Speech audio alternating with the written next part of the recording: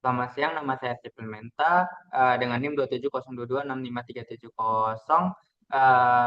dari Project Test Mining LA09. Di sini saya mau membahas untuk soal nomor 2 di mana di sini kita disuruh untuk mencari pendapat publik mengenai dampak kecerdasan buatan dalam pendidikan di Indonesia. Di mana itu di sini kita disuruh lakuin pre-processing data dan tes representation sebelum melakukan pemodelan unsupervised learning dan gunakan minimal 2 tes representation approach yang berbeda. Nah, lakuin ya di sini saya langsung jelasin ya. Pertama itu saya import dulu. Nah, di sini untuk scrapingnya saya pakai dari library, bukan dari yang Beautiful Shop. Nah, karena di sini udah ada disediakan library, di sini tuh ada URL video. Nah, di sini itu URL video itu yang saya buat dari sini, Davin Sudirjo, anak Indonesia pecinta AI untuk pendidikan. Nah, jadi di sini itu kenapa saya pilih video ini karena dia memiliki komen yang cukup banyak, yaitu sekitar ketika saya dapetin tuh di sekitar 1.300-an komen gitu ya. Nah, paling di sini saya bakal jelasin dari code scraping dulu. Nah, di sini tuh kita tinggal saya buat satu function scrap YouTube comment, terus dikasih aja video URL-nya, terus ini YouTube comment URL, terus kasih aja video URL-nya, dan kemudian dia bakal dapetin komen semua komennya. Kemudian nanti kita di sini append aja apa yang mau kita dapetin. Nah, di sini kita mau dapetin author, text, quotes, dan time. Sebenarnya di sini yang kita butuh itu cuma text doang. Oke, terus kita kasih tahu kita dapetin berapa komentar. Terus habis itu kita export to Excel, dapetin headnya berapa. Nah, terus di sini itu kan kalau udah kita bakal masuk ke bagian pentingnya, yaitu mulai ke test processing terlebih dahulu. Nah, test processing yang dilakukan di sini adalah di mana di sini kan saya udah export to Excel. Di sini saya read lagi. Kenapa? Karena kayak saya nggak mau jalanin lagi ulang yang scraping yang di atas, karena dia cuma perlu sekali kan. Nah, terus di sini habis di read, kita bakal melakukan test processing. Nah, test processing di sini yang kita pakai ada stammer dan stop word remove factory. Ini tuh dari Sastrawi. Sastrawi itu kayak sejenis NLTK tapi buat Indonesia, bahasa Indonesia gitu. Oke, nah jadi stemmer factory itu sebenarnya tujuannya apa? Buat buang kata-kata yang berhubungan. Jadi kata dasar kayak misalnya berlari jadi lari, terus memakan jadi makan dan lain-lain kayak gitu. Jadi yang imbuhan ke lah, inilah kan ada awalan ada akhiran tuh dibuang gitu. Atau remover itu di mana kita mau buang kata-kata umum yang sering muncul tapi itu dia nggak punya makna penting gitu di sana. Nah, kalau nggak punya makna penting kan eh, nggak usah kita simpen gitu. Oke, karena cuma buang-buang token. Nah, terus di sini clean text cuma lowercase semua teks, hapus hashtag, mention, URL, emoji, angka, dan slang-slang ini di replace doang. Oke, habis itu di sini tuh saya ada DF1 dan DF2. DF1 itu cuma apply clean text. Kenapa? Karena ini bakal dipakai buat census bird, di mana bird sendiri itu ada token nestnya sendiri, ada di dalamnya udah ada bagaimana cara dia handle text tersebut. Nah, kalau misalkan kita remove keyword juga nanti nggak boleh, karena um, kan kalau si bird ini punya kok namanya konteksnya kan. Nah, kalau misalnya kita hilangin kayak gitu nanti malah dia kehilangan konteksnya dan sentence birdnya nggak berjalan dengan baik gitu. Nah, terus di sini yang remove keyword sama stem test itu dipakai buat si TF-IDF. Nah, TF-IDF itu apa sih? TF-IDF itu kayak sebuah itu kan buat test representation kita. Jadi test representation yang saya pilih itu ada TF-IDF dan si sentence bird. Oke, sentence bird dan yaitu buat generate embedding menggunakan bird. Nah, tapi bird saya akan jelasin di video yang pertama. Nah, di sini itu kenapa saya pakai Lazarus NLP All Indo E5 Small V4 karena dia itu sebenarnya uh, saya cari di Hugging Face dan dapetin sotanya itu adalah model ini gitu. Dan ini tuh khusus tuh bahasa Indonesia. Nah, terus buat TF-IDF, sorry, balik lagi ke TF-IDF. TF-IDF tuh di mana kita mau buat kalau misalnya kata-kata kayak ngewi lah. Kalau kata-kata yang muncul terlalu banyak, sering, Itu kan berarti kata-kata itu umum dan tidak memiliki uniqueness kan. Nah, makanya kita mau buat kita pakai TF-IDF gunanya buat kalau misalkan kata-kata yang sering muncul maka dia bakal memiliki nilai rendah gitu. Nah, caranya gimana? Sesuai katanya itu TF dan IDF. TF dikali IDF. TF itu rumusnya apa? TF itu rumusnya jumlah kata muncul dan per total kata. Oke. Terus IDF ini log dari total dokumen dibagi dengan jumlah dokumen yang punya kata tersebut. Ya udah, segampang itu. Nah, contohnya kalau misalkan kenapa bisa yang sering muncul jadi hilang? Karena kalau misalkan log dari misalkan saya punya tiga dokumen, terus tiga dokumen itu punya kata saya, maka 3/3 sama dengan 0. Makanya jadi, sorry, 3/3 sama 1, log 1 sama dengan 0 gitu. Nah, terus di sini tuh udah buat FIDF dan BERT. Udah. Nah, hasilnya itu bakal jadi 1326 kali 4070. 4070 itu ke kanan, yaitu kolom-kolomnya, fitur-fiturnya, dan 38 tuh buat generate embeddingnya. Nah, terus Apple Cluster, di sini kita bakal melakukan clustering. Buat K-nya ini bebas kita. Di sini saya pilih dari 2 sampai 7. Terus di sini saya bakal simpan buat distortionnya dari Silhouette ya. Nah, di sini buat mesin learning yang dipakai itu kita pakai K-means, di mana K-means itu kita bakal algoritma buat clustering, di mana cara kerjanya itu adalah kita bakal tentuin dulu K-nya berapa. Terus K-nya ini misalkan 3.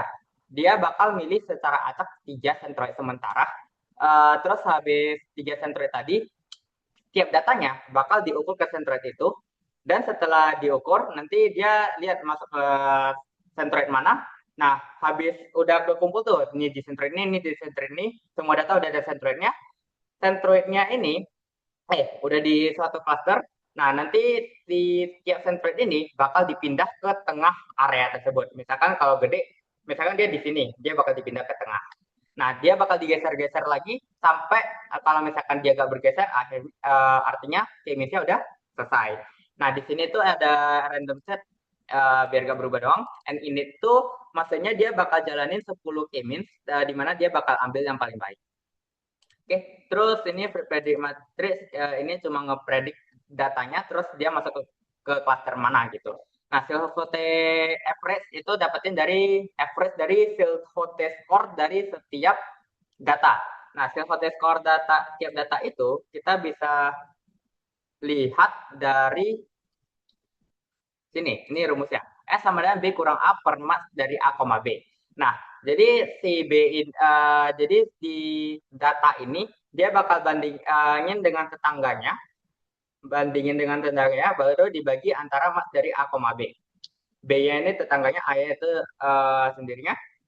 Terus kalau misalkan udah dapat, nanti kan tiap data itu pasti punya Silhouette score yang masing-masing dong. Karena kan dia itu ini buat satu Silhouette score buat satu data. Nah, terus di average, makanya dapatlah angka ini gitu. Nah, terus distortionnya ditambah sama inersia. Ini ada suara apa ya? Okay. Distortion itu inersia. Inersia itu apa? Inersia itu seberapa padat sih si cluster ini, atau namanya itu within cluster sum of average. Sum of square. Nah, kurang lebih itu sebenarnya dia kayak jarak dari seberapa jauh sih satu data ke centroidnya, ke pusatnya. Nah, kalau misalkan jaraknya gede, maka inersinya makin gede. Kalau jaraknya dekat, dia bakal jadi dekat. Nah, tapi si inersia ini hitung seberapa padat.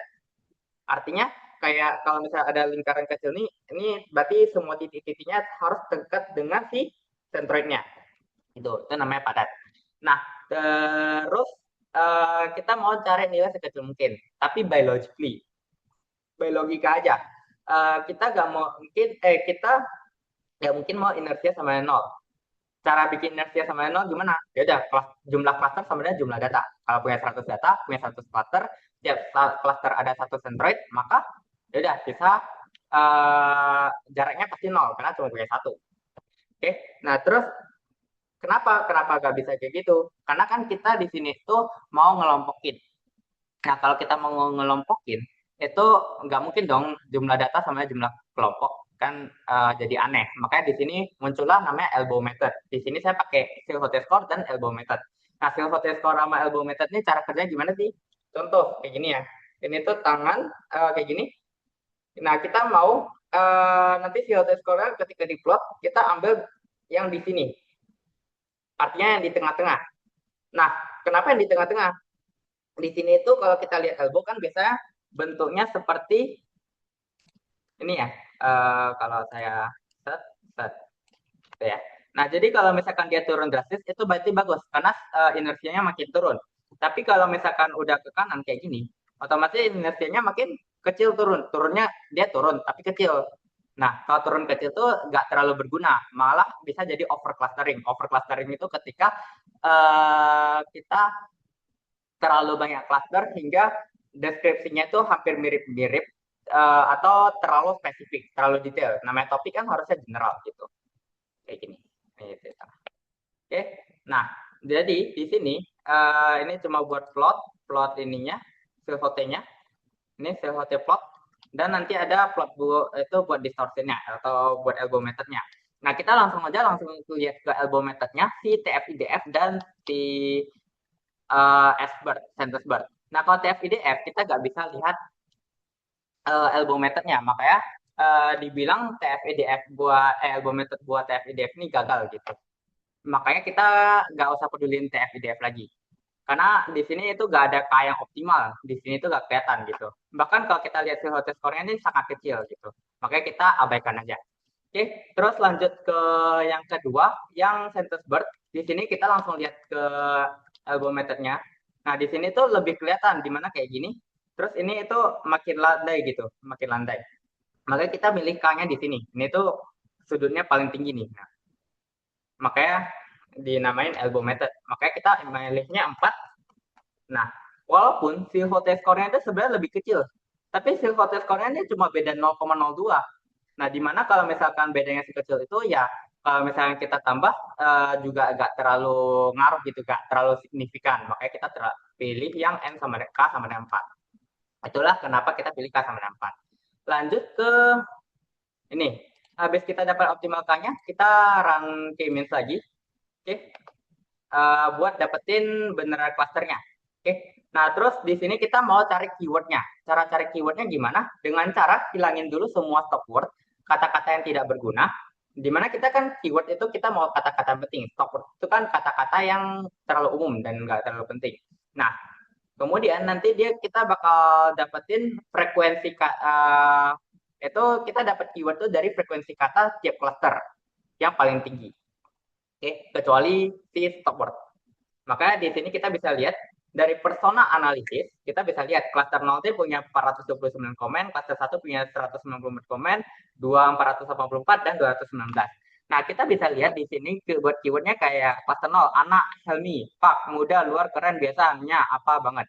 Nah, kalau misalnya kita lihat ke contoh komentar, ini itu lebih ke orang-orang yang komentarnya itu kayak netizen gitu. Maksudnya kayak netizen itu gimana sih? Mereka itu kayak kayak menganggap si Davin ini kayak normal-normal netizen lah, maksudnya kayak uh, proud of you gitu. Sebenarnya dia kayak reaksi si netizen terhadap si Davin yang lulusan Stanford dan dia mudah, jadi dianggap keren gitu. Jadi kayak reaction dong lah, reaction cluster gitu. Nah kalau cluster satu itu kayak AI manusia pendidikan lebihnya teknologi orang kalau kita baca ke komentar-komentarnya ini itu at some point bla bla bla mendorong anak-anak untuk mempelajari zaman ini. Ada yang setuju, ada yang tidak gitu kan. Nah, di sini itu apalagi nih, cerdas apa AI siap-siap jadi robotnya gitu. Nah, sebenarnya di sini tuh orang-orang itu lebih fokus ke dampak AI-nya, positif dan negatifnya. Cuma dari beberapa keyword sebenarnya kita bisa dari beberapa contoh sebenarnya kita bisa lihat kayak eh misalnya sebenarnya Mas Helmi apakah dengan AI fokus ChatGPT tidak akan membuat generasi ini kayak gini. Sebenarnya ada beberapa komen lagi yang saya baca di data komentar YouTube ini lebih ke orang-orang. yang takut kalau misalkan generasi depan makin bodoh dan kalau misalkan AI ini menggantikan pekerjaan mereka. Jadi ini itu cemas terhadap AI ini dampaknya. Nah, kalau orang-orang yang di klaster 2 itu lebih ke orang-orang yang lebih fokus ke nasionalis. Maksudnya gimana sih? Dia itu bangga terhadap anak talenta ini, tapi juga dia ada beberapa komentar yang mengkritik untuk pemerintahan Indonesia. Jadi ini anak generasi masa depan buat Indonesia. Terus ada yang bilang kalau anak-anak kayak gini bukannya dimanfaatin pemerintahan, sorry, bukan didukung oleh pemerintahan gitu, tapi malah dibuang, disuruh kuliah di luar gitu. Nah, kalau di klaster ketiga itu lebih ke orang-orang yang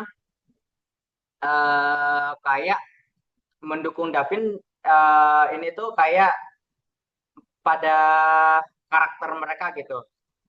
Maksudnya kayak gimana? Kayak mereka itu dari sikap ketika di videonya itu mereka tuh kayak support si host dan narasumber ini tapi fokusnya ke karakter mereka. Kalau yang tadi kan kayak oh ini lulusan lulusan apa tuh lulusan Stanford misalkan kayak court of view gitu. Kalau ini biasanya lebih panjang gitu kayak kasih saran lah inilah gitu. Seperti itu. Jadi itu baik karakter mereka kayak support system nge-support lah gitu. Nah, itu buat yang clustering. Terus lanjut buat yang di sini saya menggunakan namanya di sini yang ke D itu di situ tuh disuruh cari pakai topic attraction. Nah, topic attraction ini pakai namanya LDA. Oke. Nah, kalau si LDA multicore sorry, beda LDA multicore ini cuma ada satu lagi yang langsung pakai library-nya. Yang LDA multicore ini biar bisa pakai CPU-nya punya worker-nya gini. Nah, di sini itu buat LDA kita butuh korpusnya, dictionary-nya, dan number topiknya gitu ya. Oke, punya number topiknya. Nah, si LDA ini pertama butuh korpus. Korpusnya ini dari dictionary ini, di mana dictionary ini dari tab-nya kita buat satu dictionary gitu. Misalkan saya satu, kamu dua gitu, kayak gitu. Nah, kalau misalkan ini no below dan no above itu kayak apa aja sih? Kalau misalkan lebih kecil dari tiga dibuang gitu. Oke, nah terus build vector. Nah, di sini itu bakal dibuat BOW atau back over. Intinya kayak misalkan ID satu itu kan saya, misalnya saya punya 20 frekuensi gitu. Terus habis dari bawah dijadiin TF-IDF sama kayak tadi. Nah, terus ada score birth atau si coherence coherence model ini sebenarnya sih buat apa namanya nge-evaluasi LDA model nih. Nah, kalau misalkan dia lebih tinggi itu dia itu lebih baik gitu ya. Oke, itu buat core. Nah, nanti kita butuh tokenizing dulu. Tokenizingnya itu kita pakai yang dari Gensim. Nah, kalau misalnya lainnya lebih kecil dari dua, itu bakal dibuang gitu. Nah, oke. Terus proses data ini tinggal kasih DF2 karena dia itu mau dari TF-IDF. Kalau kalian lihat TF-IDF. Nah, DF2 itu yang udah di-apply ke stem test sama remove. Terus buat dictionary-nya, buat book corpusnya, terus bikin TF-IDF, terus buat LDA modelnya, dan kemudian kasih coherence score-nya. Maksudnya dicari skornya. Nah, buat skornya ini sebenarnya itu uh, dia itu buat ngatur apakah kata-katanya itu dalam topik itu sering muncul bersamaan secara semantik nggak? Kalau misalkan mereka sering muncul bersamaan secara semantik, maka semakin bagus. Jadi ini lebih tinggi nilainya, maka nilainya lebih bagus. Di sini itu kalau nggak salah saya dapatnya hasilnya di 0,4928. Oke. Nah, di sini itu extractionnya ini kayak keyword-keywordnya. Ini keyword-keywordnya. Terus topiknya apa? Topik 0, 1, 2, 3. Terus distribusinya ini kayak tadi ada berapa sih komentar yang dipakai. Nah, terus di sini ada Gensim, Gensim Visualization. Di sini itu buat tampilin di visualization di notebook doang.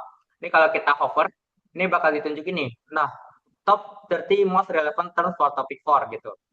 Itu ada AI Indonesia lebih orang. Sama kayak tadi lah, cuma ini ada UI-nya gitu.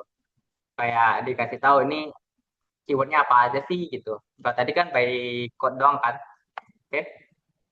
Nah, dari di sini sebenarnya kita bisa lihat kayak topik satu itu keywordnya Mas Davin Didik Ilmu Aplikasi AI Bantu Sekolah di kakak. Dari sebenarnya di sini itu kita nggak bisa langsung lihat komentarnya, tapi kita bisa lihat keywordnya. Ini lebih didominasi dengan pujian uh, di mana cluster ini lebih ke apresiasi kepada si Devin terhadap kontribusinya di pendidikan gitu. Jadi kan kayak mesti Devin didik ilmu, di mana dia kayak bantu-bantu gitu. TA ini membantu gitu. Terus kedua, keren anak Indonesia muda, moga bangga sangat maju inspirasi ya. Nih, luar biasa muda gitu ya. Dari Kiwi ini orang-orang yang tadi kayak nasionalis, dia tuh melihat Davin tuh bisa sebagai anak generasi masa depan buat Indonesia gitu. Kayak dia bakal bekerja buat Indonesia. Nah, topik ketiga itu ada AI, Davin, Do, Mas.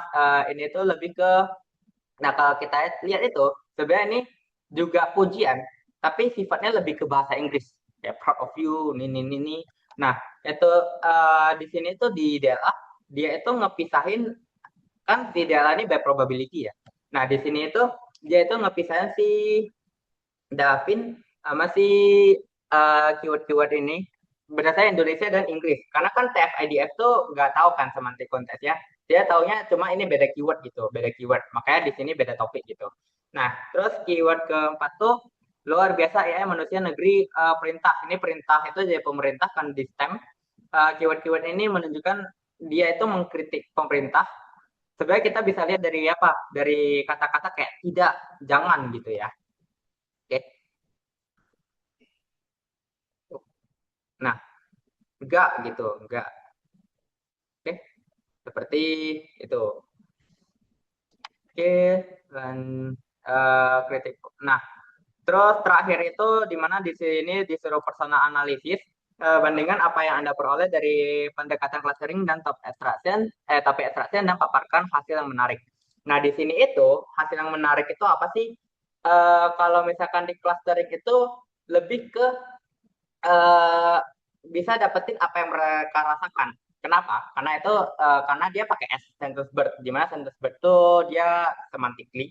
Tapi kalau si LDA itu lebih ke keyword apa sih yang lebih sering kita pakai, kata apa sih yang lebih sering kita pakai gitu. Nah, fun fact-nya itu kalau misalkan sorry, fun fact. Perbandingannya itu kalau misalkan di clustering ini langsungnya clustering topik 2 itu lebih fokus ke dampak AI-nya, tapi kalau di LDA itu lebih ke kontribusi si manusia tersebut, si Davin ini. Nah, terus di topik satu itu lebih fokus ke reaksi netizen yang pakai Inggris-Inggrisan tadi. Sedangkan di topik 3 LDA itu memisahkan komentar berdasarkan vocab yang berbeda. Vocab yang berbeda ini maksudnya dia pakai bahasa Inggris gitu. Nah, terus di cluster 3 topik di cluster topik 3 itu dia gabungin kritik pemerintah si LDA, si Bird ini dia bisa gabungin yang kritik pemerintahan dan rasa bangga ini terhadap Indonesia. Tapi kalau misalkan di topik extraction yang keempat, itu dia itu cuma kritik. Tapi kalau misalnya rasa bangganya itu di topik yang kedua. Oke, clustering topik dua maksudnya ya. Clustering topik, sorry, clustering topik satu. Ini saya salah tulis ya. Clustering topik satu. Nah, terus cluster topik keempat tuh dia lebih ke karakter dari host dan narasumbernya, di mana dia support host dan narasumbernya. Kalau misalnya topik dua itu lebih rasa bangga terhadap itu sebagai perwakilan Indonesia, terhadap Davin dari Indonesia sebagai perwakilan Indonesia. Maksudnya kayak sebagai generasi Indonesia, anak muda Indonesia gitu ya. Nah, terus fun fact-nya ini kita bisa lihat di LDA topik ketiga itu komentar bahasanya dicampur. ada itu ada komentar dicampur Inggris Indo. LDA ini pisahin mereka. Maksudnya apa? Kan kita bisa lihat ya tadi ya, kalau misalkan di LDA ini ada yang topik kedua itu mostly pakai Inggris, kalau topik ketiga itu mostly pakai Indo. Karena dia itu pisahin mereka. Tapi kalau di clustering itu mereka disatuin ke cluster satu dan 3. eh Sorry, kok disatuin? Dipisahin. Pisahin ke cluster satu dan 3 lebih ke cara mereka ngomongnya. Satu pendek, satu panjang, satu lebih ke motivate atau kayak nge-support gitu, tapi yang satu itu kayak oh rasa bangga gitu, oh, I'm proud of you bla bla bla gitu. Lebih pendek lah biasanya, kayak support tapi lebih ke tone-nya sih, tone-nya. Nah, kalau di LDA kedua itu LDA itu lebih pisahin pujian ke topik 2 dan kritikan tuh ke topik 4. Tapi kalau misalnya di clustering itu digabungin, harusnya di topik ketiga kalau nggak salah. Nah, nih gabungin kritik pemerintahan dan rasa bangga. Itu sih fun fact-nya buat si yang nomor 2. Itu untuk video apa namanya? Video penjelasan untuk nomor 2. Paling saya lihat ada yang belum saya jelasin. Udah, nih udah, nih udah. Ya, udah. Oke. Wait, itu saja untuk video nomor 2. Terima kasih.